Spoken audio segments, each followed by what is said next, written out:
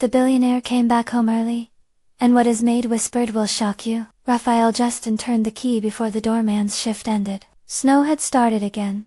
Small, bright flakes that blurred the edges of the manicured hedges, and made the mansion's outdoor lights hang like distant stars. He had planned a longer stay at the office that day, promising Lauren he would arrive with time to taste her holiday soup and watch their tree lights flicker in unison. But a meeting had been cut short, a contract signed ahead of schedule, and the city had quieted into that rare hush that made the house feel smaller than his success should have allowed. He stepped through the heavy front door, with his collar up against the cold, and the briefcase at his side. Inside, the foyer smelled faintly of pine and something else, cinnamon and a hint of citrus. The comfort of a home that had been bleeding its ordinary rituals into every corner all day. A strand of tiny lights over the staircase pulsed like a heartbeat. A record player in the study had been set for soft carols. He expected laughter.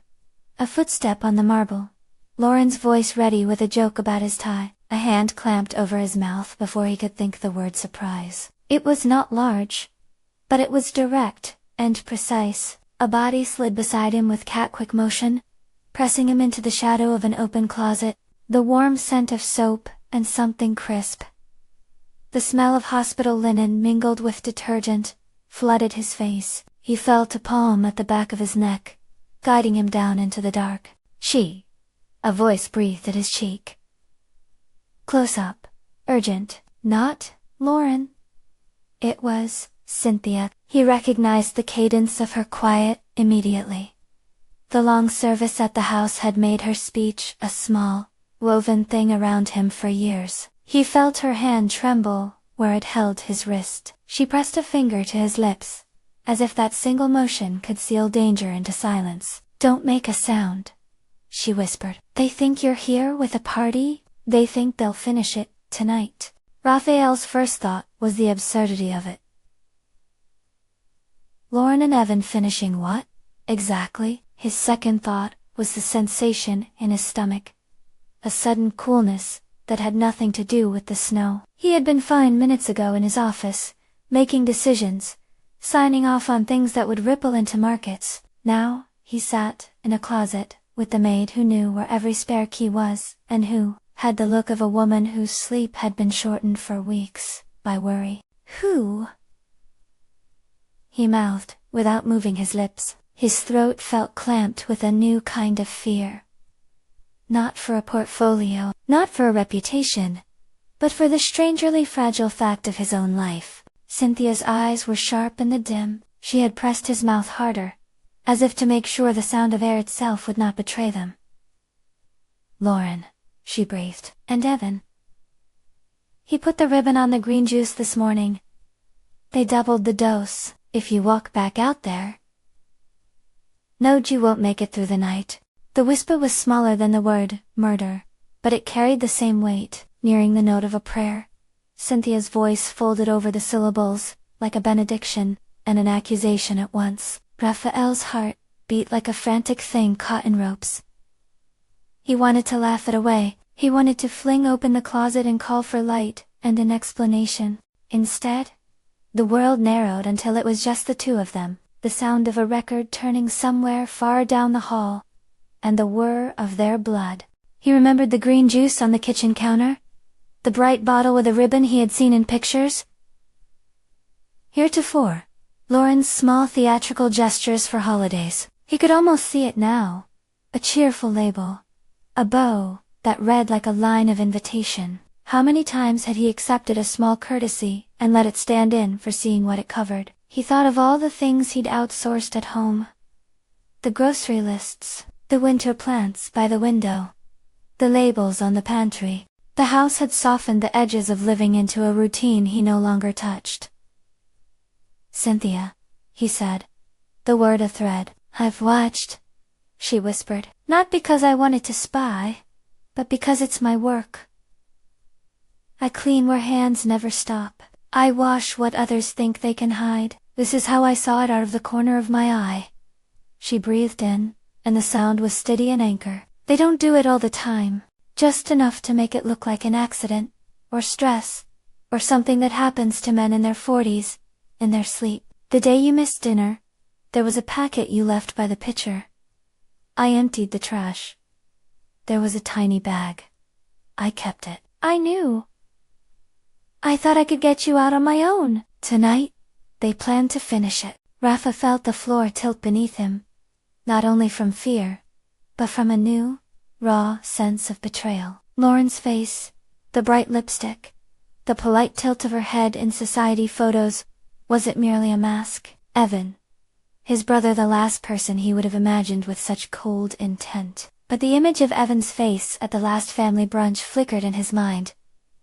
Too controlled smile, the way he measured words like coins. Cynthia clenched her jaw, as if to bite down on words she could not afford to speak out loud in the hush of the house. She'd been there early, she said, setting small traps of watchfulness, and seen the way Laura moved through the kitchen, like a woman accustomed to performance, like a person who practiced domesticity as craft and cover both. The words she said were not melodramatic. They were factual, collected, the way someone who has had to put their body between harm and a child speaks. She slid a folded piece of tissue into Raphael's palm. It was damp and smelled faintly of lemon. Inside, a crumpled little plastic bag clung to the fibers like a secret. His thumbs pinched it. There might have been powder inside, or sugar, or nothing. His hands shook so hard for a moment, he feared he would drop it and hear it crack like a shell on the marble floor. We don't have time to argue, Cynthia said. You listen, and you trust me for 5 minutes. I can get you out. They waited, listening. The record in the study finished its side, and the house exhaled. Footsteps, Evans, glided through the parlor where the dinner table was set with a cheerfulness that now seemed obscene. Laughter from the kitchen, someone moving plates, bright voices that were too loud and too practiced. Someone ran a dishwasher, and the sound of water was like applause. Cynthia's lips brushed his ear. You're going to walk like you belong here. You're going to breathe slow. You're going to let me lead. Her fingers tightened. If you try to grab anything, they will think it's an attack. They'll take you down. He wanted to argue, and he wanted to obey. He let her press him back, feeling the rough wool of his coat against the small of his back, the sudden sensation of being smaller than usual. Cynthia moved with the confidence of someone who had practiced this exact crossing 100 times in the privacy of her own head. She had the intuition of the overlooked scene too little, watching everything. When the moment came, they unfolded like a slow, deliberate ballet. He stepped from the closet with his head bowed, eyes glassy, with the pretense of fatigue. Cynthia took the arm of the wealthy man as if guiding a drunken guest out of a shadowed room. No one looked twice. Lauren moved like a hostess, in a painting, bright and precise. Evan kept his hands close to his coat, saying faint things about the program. The charity dinner would begin in an hour. The staff wore pins. Plates were arranged. The green juice, with its ribbon, there it was, innocuous in its cheer set.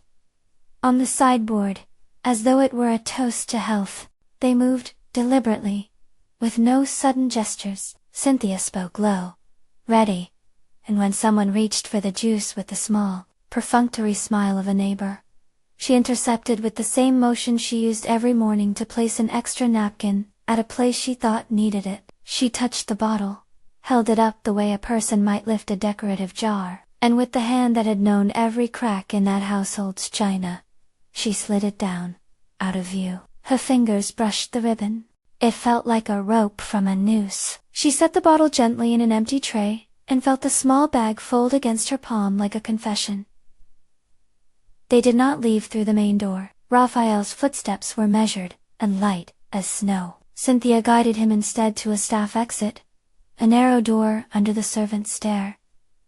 The air that hit them outside was sharpened by cold. The city sound was muffled by white. A car idled around the corner, low and reliable, the engine humming like a guardian. I need you to go to the scrapyard, Cynthia said once they were safe in the seat, and the car had started. The scrapyard was not the glam of his world. It was where metal gave up its past to become something else. She told him with simple clarity that they needed to destroy anything that tracked him.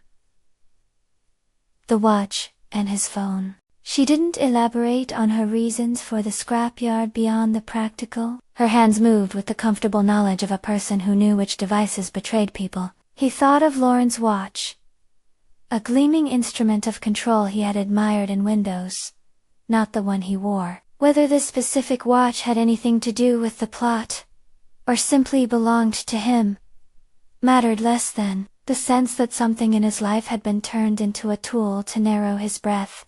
They drove fast, but not recklessly. The streets outside the gated estate blurred. He felt himself unspooling.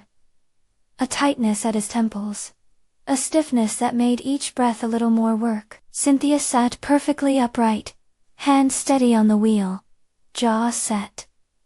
There was no theatrics in her face, only focus. He had seen her in small ceremonial moments of his life, handing him his overcoat at the front, folding tissue in a wrapping box with fingers that moved like prayer. He had never looked at her, as she must have been looked at in the quiet hours, when she was not present for photographs or charity nights, but for the small, radical labor of maintenance. He had never seen the watchful intensity that had kept him alive. At the scrapyard, the man who operated the gate lifted a frozen hand and waved them through like a friend, letting someone slip behind the curtain. There were hulks of cars piled like sleeping beasts, and the smell of oil and rust. The crusher's machinations hummed in the background. Cynthia held his phone and his watch, and did not say a word, as she fed them into a small machine that chewed at pieces, as if they were bones of a memory. He watched plastic and glass disappear, and felt, with each little burst of static,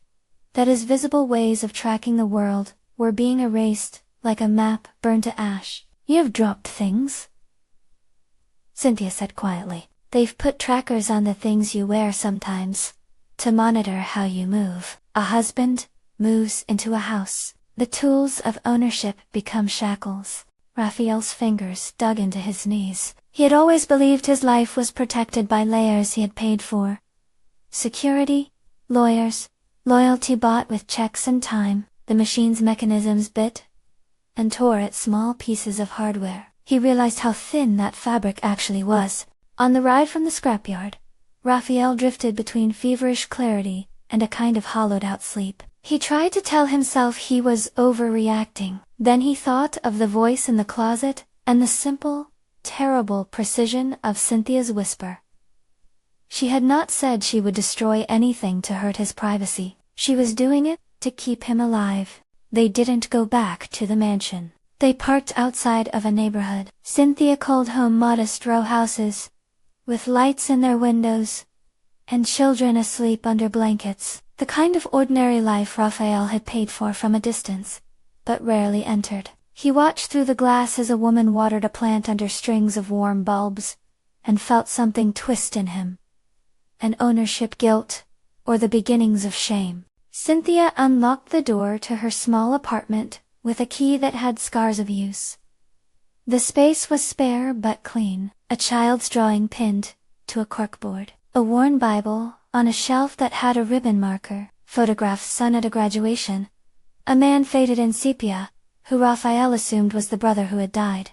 Cynthia moved with almost painful tenderness, pouring broth into a thermos, wrapping Raphael's hands in a soft towel. "You need to eat," she said. His tongue felt heavy. He had not realized how much a cup of anything could anchor him to the present. He drank, and the warmth of it wrapped around him like something solid. "For how long have you known?" Raphael asked, quieter than the snow. "Long enough," she said, her face folded into a look that asked for no pity, only accuracy. "Long enough to be sure this isn't someone else's fight? Long enough to be afraid for you? After my brother died, I promised myself I'd never be the one who saw and stayed silent. I know what it is to lose someone because someone else assumed it was nothing. I won't be that woman." She did not tell him how her brother had died beyond the fact of loss. The detail would have been a temptation to dramatize. Instead, she spoke in the steady concrete of action decisions made to minimize risks. She loaded a small, sealed container with the tiny plastic bag she had stuffed into the tissue, and wrapped it in cloth. She placed it in a compartment under her bed as if it was a relic she could not yet fully confront. They went to the church because they could not go to the police. Cynthia said his security detail might be compromised. Captain Miles, the man who had been sent as help to tidy up awkward scenes before, might be compromised, she suspected. Raphael flinched at the name. Captain Miles had always smiled at him with the disarming confidence of someone who loved to be useful. Cynthia's voice did not blame broadly. It only suggested prudence. "We have to be careful," she said. "There are people who would rather make your death seem tidy." At New Hope Church, Pastor James stood at the door, with a coat over his arm, as if he'd been ready for such a call. He was a broad-shouldered man with a voice that never seemed hurried. When he saw them, he closed the door behind them, and put out a hand that steadied Raphael for reasons that had nothing to do with faith language, and everything to do with the texture of human proximity. The sanctuary was lit with soft lamps, the candles like teeth of a quieter truth. People had left casseroles, and casseroles of prayers at the side table. How many times had Raphael done business lunches here? He had been generous in checks from a distance, signifying compassion that was transactional. Here, close and small, he felt the difference between philanthropy as branding and charity as shelter. Pastor James did not speak in grand absolutes. He moved with a practical calm. "You could have hidden out," he said to Raphael, and it sounded almost like a question. "You came ready for home." "I came home early," Raphael said. The sentence struck him as childish in its honesty. He had come early because he had wanted to belong somewhere at the end of the day. He had come early because he had believed a name could be trusted. Nurse Kayla had been waiting, eyes professional and soft, the kind of medical person who carried competence like a light coat. She led Raphael to a small office at the back, where the fluorescent light was clean and steady. She did not gasp or exaggerate. She asked the right questions with a calm that stabilized the room. What had he eaten? When had he been feeling unusual? Had he seen any symptoms like dizziness beyond what they'd experienced? Raphael told her what he could remember. A quietiness in the morning that had been odd, a heaviness behind the eyes that he had passed off as fatigue, the green juice that had been set like a pleasant ritual by the kitchen. Cynthia handed Kayla the little cloth-wrapped parcel. Kayla unwrapped it with gloved fingers and handled the small bag like someone holding evidence should, respectful and precise. She sealed it in a sterile container, and labeled it with a pen that felt like a punctuation mark on a sentence they couldn't yet read. She put Raphael's blood sample in a small vial with the same care. "We won't know everything tonight," she said. "We'll run what we can. Some of these tests take time to give a clear result, but I'll start. We need to preserve this chain. We can't let it be contaminated or lost." Pastor James listened to Kayla's words and folded his hands as if collecting a map of possibilities. He paced the room for a moment, making decisions like someone choosing which bridges to cross. "We cannot call the local police," he said finally. "Not yet. If Captain Miles or anyone else is compromised, they'll get wind and you, Raphael, could be put at more risk. We need incontrovertible proof. We need something no one can spin away. We also need a partner we can trust at a federal level, who can act quickly, once we have that proof. I know, Amanda Propa, Chanaswil. Reach him, discreetly. But until then, we keep tight." Cynthia met his gaze and an unsaid exchange moved between them. She had not come to be thanked. She had come with a responsibility. "The backup drive," she said. "If there's anything that shows their intent, it will be there. I saw Lauren leave a stack of things on his desk this morning. There's a picture frame, something behind it I've seen. Evan hide things there sometimes after meetings." Raphael felt a jolt at the mention of the drive. He heard his office like an echo. The leather chair, a picture frame he had placed of a board meeting, a spine of books. He had always been protective of his data, but he had assumed physical custody of small things was his to forget. "If there is a recording," he said, his fingers finding the edge of the chair. "It will show everything." No one spoke about what would happen if it didn't. The silence was its own kind of pressure. "Kayla will run the initial talks," Pastor James said. "We'll preserve the sample. Cynthia and Raphael. We'll write a list of any device that could have tracked him. I'll call the federal contact on my way out." "Not the police. We need someone outside the immediate circle." It was a plan both delicate and bracing. It required more patience than Raphael felt he had. He wanted immediate action. He wanted sirens, handcuffs, closure. Instead, he got the slower engine of careful work. They set up a small command. Pastor James on logistics, Kayla on medical verification, Cynthia as a liaison, who knew the mansion's rhythms, and Raphael between them all, learning for the first time how small a role he had played in seeing those around him. He watched Cynthia move through the briefings, like a woman used to carrying businesses in her head. "Evan has never liked being second," she said, and something cold and old in that sentence made Raphael think of sibling rivalry stretched into cruelty. Lauren is practiced at faces. They both learned to make people think they are noble. They made lists on paper, napkins and post-its. Felt their way down to the granular details that mattered. Where a backup drive might hide, which picture frames had been rearranged, which security cameras might have blind spots. They considered phone logs and the timing of the green juice deliveries. But Kayla reminded them not to speculate beyond what they could prove. Her voice pulled the group back from the temptation to dramatize the facts into an indictment without evidence. "We start with what we can test," she said.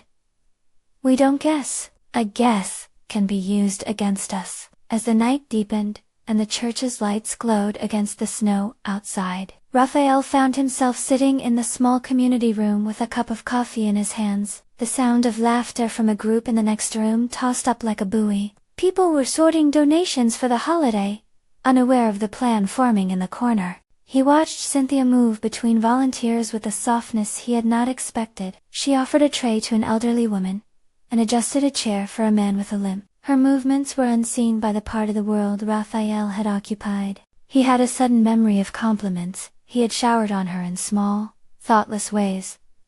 Good work at the threshold of exits. A tip for a holiday. Those gestures had been enough for him to call himself generous. Now, in the low light, he recognized their insufficiency. Generosity had a shadow where it asked for nothing in return. What Cynthia had given him was not a tip, but her life. She had risked that life without asking for credit. "Why me?" he asked at last, the question coming out with a rawness it had not had before. It was not humility, pure and simple. It was the ache of someone who had believed himself unassailable. "Because you didn't notice," Cynthia said. "And because I did. Sometimes that's what it takes. Sometimes we stand between harm and people, because we remember how it felt when someone stood between harm and us. Because my brother." She broke the sentence there, as if the rest of it had been a bridge too fragile to cross, in the presence of strangers. Her jaw set. "I can't afford to walk away." The group worked through the evening with the rhythm of people who knew what it was to hold back a tide by carrying buckets. Kayla's tests were started. She took care to label and store things properly. Pastor James made calls, in hushed tones, to an old contact, who had served the community in other ways. He was trying to find a federal ally who could move quickly if the moment called for it. Raphael assisted where he could, making lists, signing forms, offering money for anything they needed, though he felt a sting at the smallness of that currency in the face of mortal danger. They decided not to call the police yet. The rationale sat heavy in Raphael's chest. Local enforcement might be well-meaning, but could be compromised through friendships and favors. The wrong leak could undo all their careful work. The only reliable path, Pastor James insisted, would be to gather proof that could not be spun as delusion or misinterpretation. A clean lab result, a preserved sample, a file off a drive no one could erase. That was the ore they needed to bring to the authorities who could act with the reach they required. Night deepened. Raphael found himself alone with his thoughts for a moment. The church's quiet wrapping him in its small and human rituals. He thought of the life he had built on schedules and signatures, of the choices he had made in delegating intimacy to people like Cynthia. He thought of all the ways power had insulated him from the messy work of seeing others fully. There was guilt there, but more pressing than guilt was a raw, immediate need for action.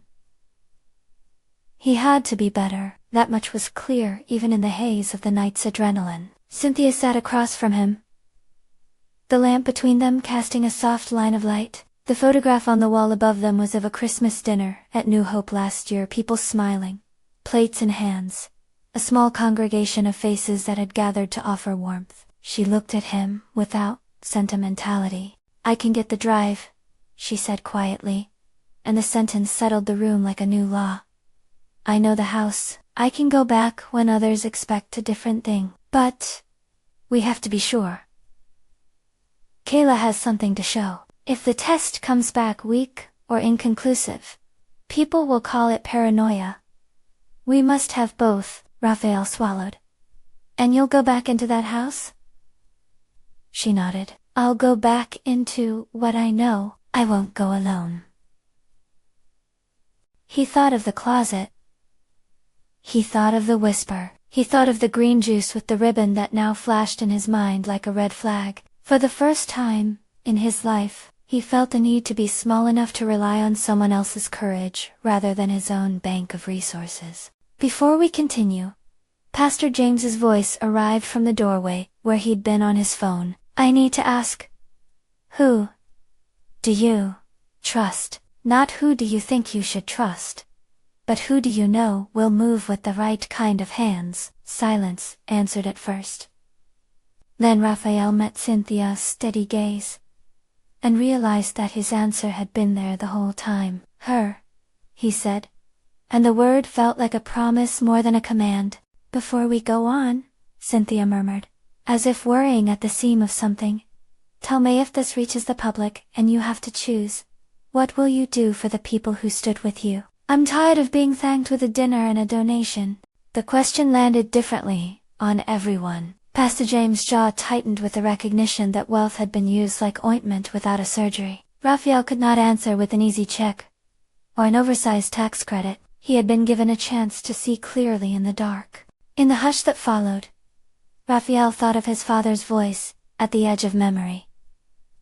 "Power is only as good as the people you keep near you." His father had spoken it as advice about boards and deals, never about human hearts. Now, the phrase reached him as a moral upturning.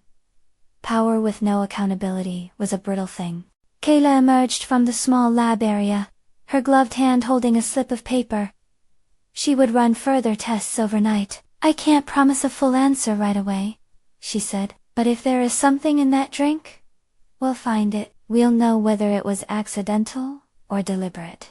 Pastor James closed the space. With a practical hand, "We assemble at dawn," he said. "Cynthia and a small team will go back in daylight. When people expect a routine, we'll have a plan for the drive.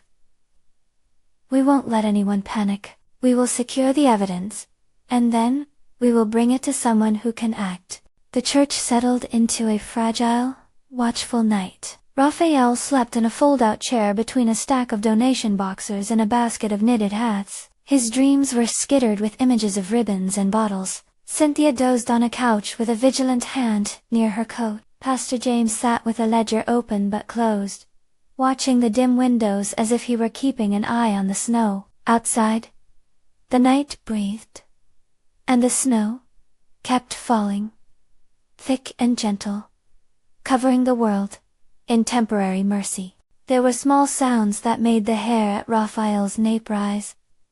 The crunch of tires down the street, a pager chirped somewhere. He woke with the sensation that the world was waiting with him for proof. Kayla's tests would take time to reveal what the little bag contained. The plan to retrieve the backup drive was nascent, fragile like a new sapling. He thought of the charity dinner waiting at the mansion, the guests in their finery, the clinking of glasses that minutes ago he would have heard as success. Now that sound held the tense possibility of exposure. Cynthia collected her coat with a movement that was efficient and reverent. She looked at Raphael, and for the first time, he saw the enormity of what she had decided to carry. "Tonight," she said, "we make sure they can't pretend this was an accident." They did not know how Lauren and Evan would react if confronted. They did not know whether Captain Miles had been bought, bent, or merely misled. They did not know whether a test would confirm their suspicions.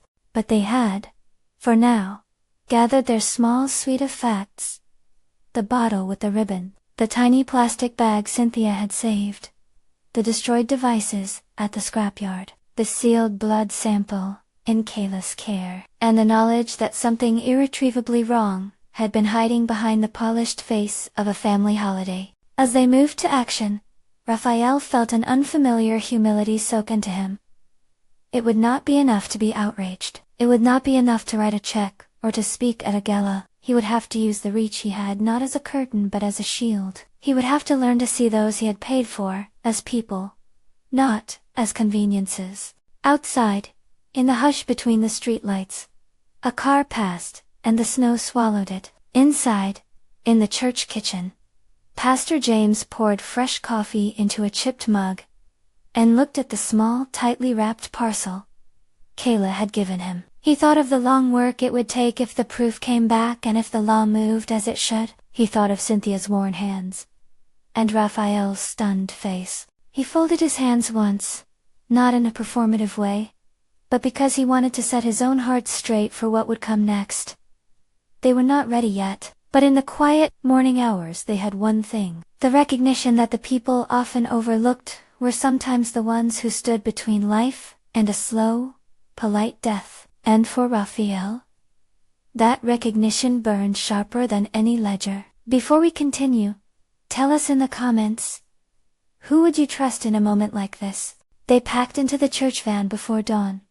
Coffees clutched, breath steaming in the cold. The plan was simple in outline and perilous in detail. Cynthia, small and precise, would enter under the pretense of routine work. Pastor James and Kayla would wait nearby. Raphael, because of the danger, and because he was a part of the story, would not take center stage. He would be the face people expected to see, a prop, if necessary, but only on Cynthia's terms.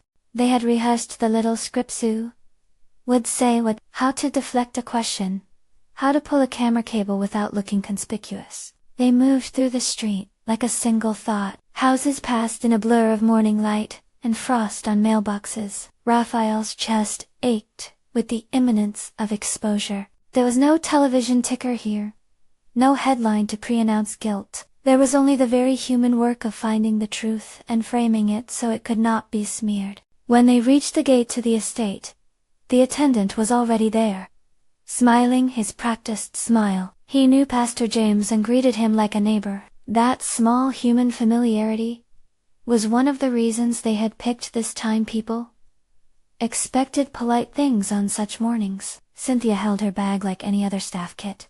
Gloves, a small toolkit, nothing that would look out of place. She had the look of a woman walking into her workplace. Behind the manicured hedges, the mansion loomed. The green juice sat in its cheerful position on the sideboard. Raphael's hands clenched and unclenched. He felt suddenly like a man watching himself in a play whose lines had been written by someone else. They had no idea that the sound of the van engine, the crunch of shoes on gravel, the small orchestra of domestic life would be the overture to a truth more devastating than simple infidelity or greed. This was not merely about money. It was about the way power could seduce even those nearest to you into thinking their hands could shape another's fate.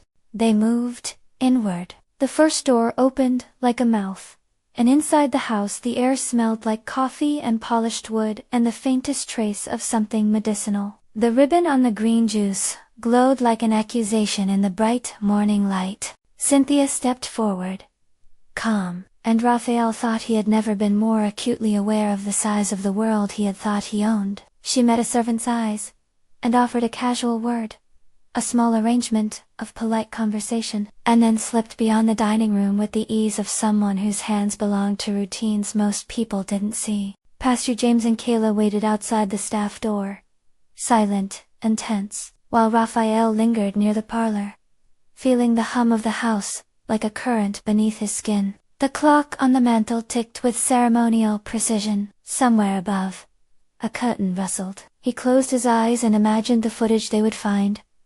A hand steadying a ribbon, a measured pour into a glass, an eye that watched for signs of acceptance.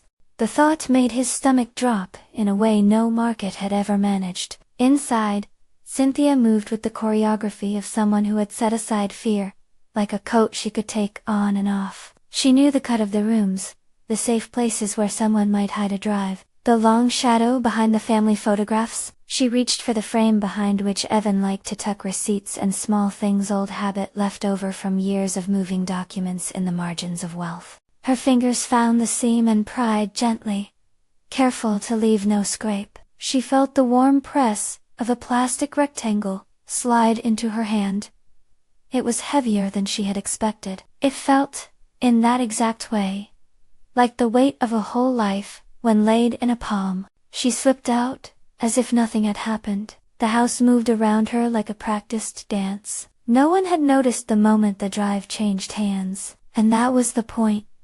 The house had been designed to hold secrets as surely as it held china. When she was back in the van, the small device sat in her mittened hand. Real and ordinary, it hummed with the potential to hurt, or to heal. Kayla took it, and slipped it into a protective sleeve. Pastor James' eyes met Raphael's, in a look that was both apology and invitation. We have the thing we need to make the case, but it is still delicate. They drove away with a quiet that was shivering with possibility. Someone at breakfast in the mansion probably lifted a toast, without knowing that the fortunes of that night had already turned. The question was no longer whether Raphael would live, it was whether the evidence would be enough for a law anointed to act, and whether the right kind of justice, public and clean, would prevail over the thin, polite lies of those who had lived by appearances. By the time they pulled back into the church parking lot, the first small tests Kayla had run were blinking with results she could not yet explain in public terms. They needed federal involvement, Pastor James said, but only once the file, the sample, and the lab results formed an iron chain. Anything less could be bent into rumor. They had the drive, they had the sealed sample, they had the knowledge. They had the drive, they had the sealed sample. They had the knowledge that the next hours would decide whether the truth would be a private salvation or a public reckoning. The morning light thinly cut through the church windows, as they rehearsed the simplest of things, where each person would stand, who would pretend to be surprised. How a playback might look in a room full of glitter and small talk. Pastor James moved through the plan like someone arranging chairs. Before a storm practical Kayla sat with the lab printout she had been allowed to produce in part. The numbers were not yet conclusive enough to shout from a rooftop, but they were sharp enough to make a lawyer listen. The drive held whatever Lauren and Evan had thought harmless until it didn't. Once the footage plays, Pastor James said quietly, we bring it to the man I called. He will be here not as a show of force, but as authority. If we play it, and then plead for arrests, by local hands, it could be spun. We need someone who can step in and take custody, without ambiguity. Raphael felt the weight of that sentence, the way a bell feels its own clapper, inevitable and loud. He had imagined confronting his wife, imagined accusations hurled in the echoing rooms of their mansion. He had never imagined the need for a federal hand to unmake the household of his life. They agreed the charity dinner that evening was the place. It would gather every face that mattered: donors, board members, socialites, the very people whose approval had become the currency of his home. It was perfect because it would be public, and because it would make any attempt at a private cover-up impossible. It was dangerous, because it would also be painful, and because Lauren and Evan would be surrounded by allies, who expected charm, not indictment. Cynthia packed the drive in a small pouch and kept it close to her chest as if the device were a child's breath. She didn't pretend she wasn't afraid. Fear had a residence in her ribs that steady action couldn't always displace. What steadied her was a simple ledger of debts she could not forget. A brother she had watched slip away. A promise to herself that she would not witness the slow erasure of another life. That ledger allowed her to move with the resolution of someone who had practiced bravery, not as drama, but as a daily necessity. By mid-afternoon, the guests arrived at the manor in their finery. The mansion hummed with easy laughter and a soundtrack of well-placed holiday music. Tables glowed with centerpieces and candles, and servers navigated the room like undertows beneath polite conversation. Raphael stood at the perimeter, feeling both inside and outside his own life. His suit and armor that had never paired well with the rawness under his sternum. Cynthia stayed in the wings. Her presence there was invisible by design. She was a shadow that belonged to the house rather than to the spectacle. She watched Lauren move through the room with the practiced grace of someone who had learned to wear people's admiration like jewelry. Evan hovered near a cluster of trustees, saying the precise phrases that made influence seem effortless. When the moment came, they had planned for the brief pause between toasts, the lull that always arrives before speech. As Cynthia moved, Kayla had a small, unobtrusive laptop and a cord that would reach the ballroom's projection system. Pastor James had written a short introduction as cover. A community moment. A look back at the year's work. He would take the stage and, when he spoke of service and truth, Kayla would press play. Raphael felt his chest hollow as the lights dimmed. He stood near the back, so he could be near enough to step forward if the room descended into chaotic denial, but far enough to let Cynthia and Pastor James shape the opening. Pastor James's voice carried with a softness that made the room quiet without the need for theatrics. People settled into their drinks and their programs, ready to applaud the Usulan of the year of good work. Then, almost gently, he said, "Tonight, we remember the spirit of watching for one another. We also remember that truth sometimes asks for courage." He paused, and then nodded to Kayla. A film of the mansion unfolded on the screen. Small domestic moments that had been captured with the unremarkable clarity of security footage. It opened with Lauren laughing in the kitchen, as if she had always been the picture of a perfect hostess. The camera angle slid to Evan, who moved with a measured economy of motion. Then the footage showed hands. There was no theatrical music, no voiceover hands reaching for the green juice. A steady pour. An exchange that took a breath too long. It was the kind of detail that did not need commentary to become devastating. There was a low murmur. Raphael watched the faces in the audience, as if he were reading pages he had not been given before. Some people stared with the slackness of disbelief. Others shifted. The kind of small mechanical discomfort that comes when long-held assumptions are punctured. On the screen, in a clip that made the room hold its breath, the bottle with its cheerful ribbon sat like an apology. The camera caught a subtle hand movement and angle of intent that in any court would read as evidence, rather than conjecture. The footage itself was unsparing. In its quiet way, it asked only that people watch.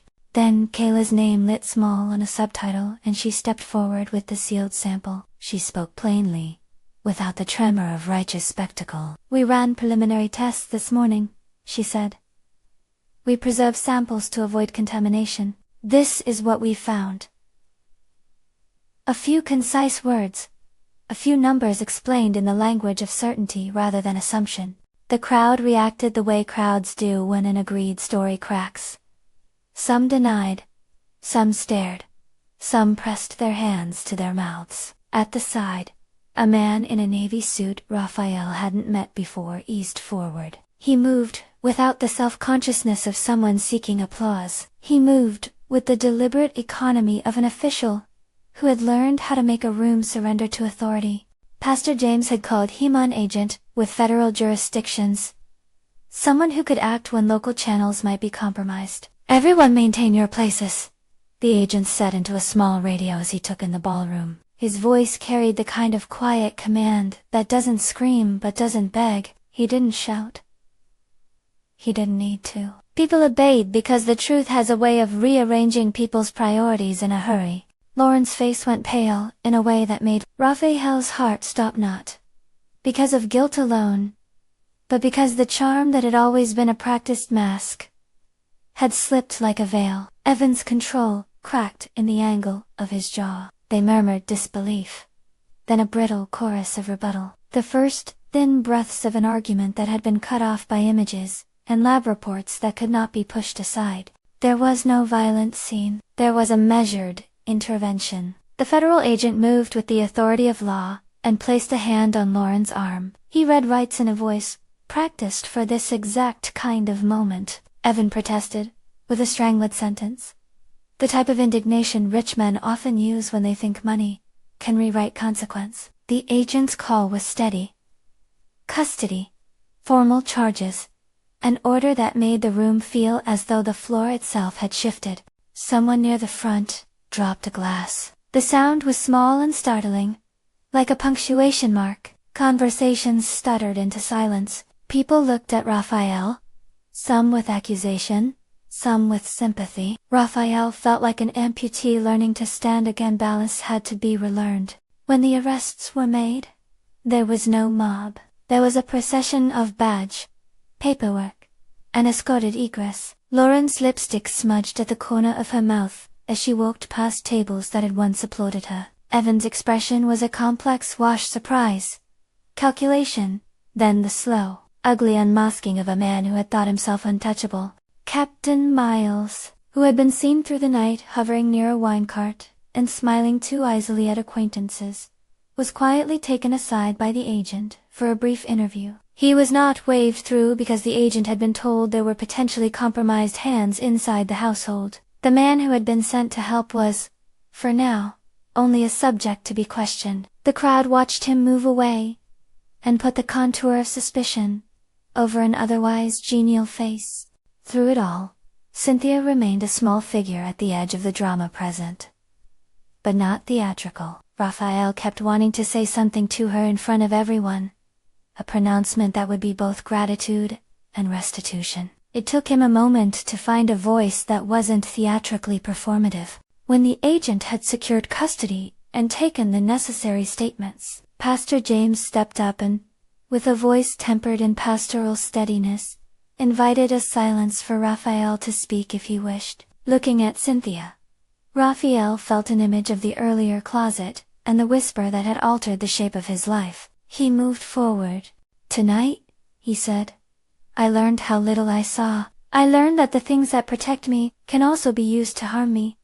And worse, that my blind spots can cost lives. I am sorry, not in the way words can fix what was close to killing me, but in the way that calls for change." He turned to Cynthia, in front of people who had expected a declaration about donations or foundations. "Cynthia," he said, and the simple way he used her name gave it weight. "You kept me alive. You kept me honest. I have nothing to repay you for that debt, but I can promise you two things.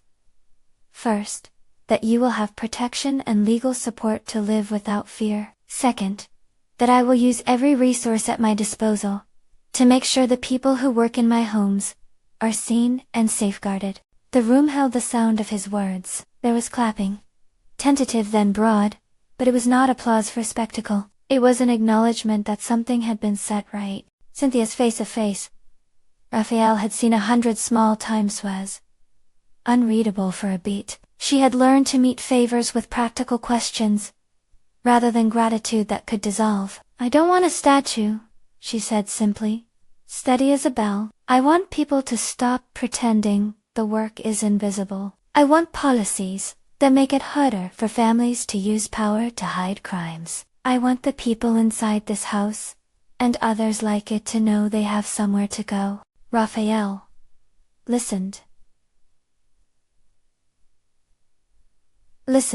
Her demands were measured, moral, and not about him specifically. They asked for structural repair, not a private absolution. He felt, in that listening, the real turn he had to make. "I'll start today," he said. "We will form a committee. We'll guarantee support For anyone who comes forward, we will fund training and legal pathways. I will not make this a press release. I will make it a plan. Outside, the snow had slowed to a gentle fall that made the evening look softer than it had been. The streets would hold a buzz of gossip by morning. But inside the ballroom, the important work had already begun. In the days that followed the arrests, there were statements, depositions, and the careful, slow alignment of facts for a court. Kayla's lab work became part of a timeline that prosecutors used. The drive's files were cataloged and authenticated. Pastor Jamis helped coordinate witness support and community statements so that those who had worked in the house could step forward without fear. Raphael found himself sitting in small rooms and listening to people he had paid but never truly known: housekeepers, drivers, caterers tell their stories. They had been economical about pain and generous about detail. His understanding of wealth shifted not as rhetoric but as a new habit of attention. Captain Miles faced inquiry. He was not demonized by the church. He was held to account through process and, in the end, through law. The federal agent's presence, the chain of custody Kayla had preserved, and the simple clarity of the drive made the case more than gossip. Lauren and Evan's trial became a spectacle in the papers. Of course, there is always appetite for fallen facades, but the thing that stayed with Raphael, long after headlines faded, was the quiet dignity of the people who had stood by him without bargaining for reward. Cynthia returned to New Hope less like a figure in his past and more like a partner in a future he had not imagined before. She accepted his offer of legal counsel and a salaried position that would protect her from the precariousness so many domestic workers face. She negotiated, with a steady eye of someone used to arguing for rights, a plan that included paid leave, health coverage, and an emergency line that Pastor James's church would administer, so that no worker could be silenced by fear again. The public part of Raphael's restitution was modest donations to worker advocacy groups, funding for safety audits in private homes, and the creation of a small foundation to support those who had been harmed in domestic settings. He learned to resist the instinct to make grand gestures that look like reform, but feel like PR. Cynthia kept him honest. When he proposed a headline-grabbing initiative, she asked the exact question he didn't want to hear. Will it help the person in the pantry when no one's watching? He learned to answer in specifics. He learned to sit with discomfort without fixing it into performative charity. Months later, in a quieter moment that did not belong to cameras, Raphael visited the small apartment where Cynthia lived now with the security of a job that would not end if the season's favor cooled. Her son was home from college for the holidays. The photograph on the small shelf had been updated with a new frame. Raphael brought a simple gift, something he had bought himself often for others. A warm blanket, a practical thing. Cynthia shook her head and took the blanket with a smile that hid nothing and revealed everything. You didn't have to, she said. I know, he replied, but I wanted to. They sat at her kitchen table, 2 mugs between them. The hum of city life through a thin wall. He asked her about her brother. No spectacle, no demand, just enough to understand. She shared, in small, precise sentences, about loss, and about the strange gratitude that comes from doing what's right because you promised yourself to do so.